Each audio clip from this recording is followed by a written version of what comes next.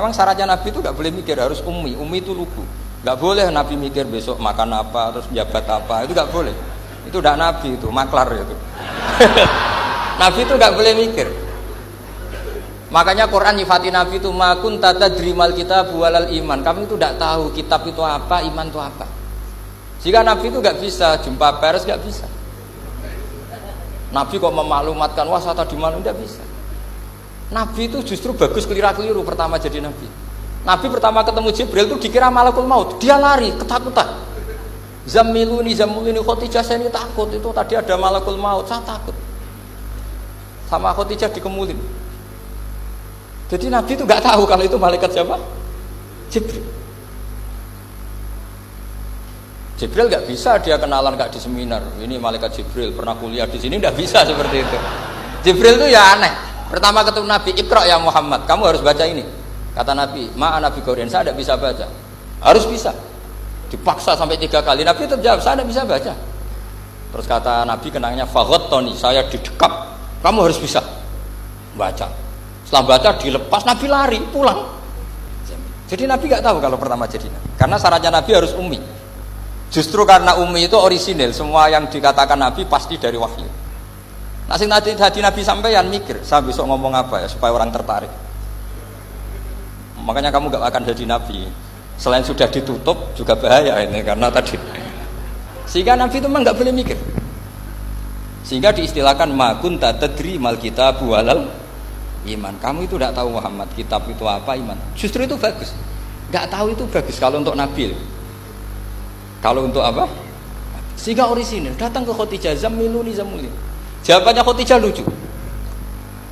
Kamu betul ketemu orang seperti ini ke makhluk seperti ini nih? Iya kata Nabi. Itu Khotijah itu kacaunya bukan main. Khotijah itu kacau.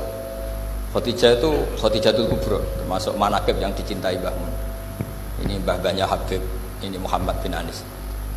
Khotijah bilang gini, ya gini saja mas. Suatu saat kalau teman kamu itu datang bilang ke saya, iya kata Nabi. Nggak ngerti kalau ini dites. Suatu saat Jibril ini datang lagi.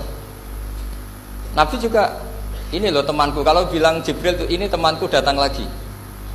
Khotijah fahasarat an fakhidhiha. Masyhur itu di riwayat. Apa pahanya agak dibuka. Mas, temanmu masih, weh lari katanya. Terus setelah lari ditutup lagi. Temanmu datang lagi. Iya, datang lagi. Absyir ya Muhammad, kamu harus senang. Itu benar-benar kamu itu nabi. Jadi Khotijah punya sekian definisi. Kalau Nabi betul itu melihat apa, malaikat betul itu melihat aurat itu pasti lari. Jadi dibuka. Ternyata Jibril lari. Khotijah ini tidak tahu, yang tahu Nabi. Nabi ya nggak tahu kalau dites. Kalau Nabi tahu, oh kok ngene nak dites ya. Jadi ini mungkin. Jadi Nabi itu nggak tahu kalau dites.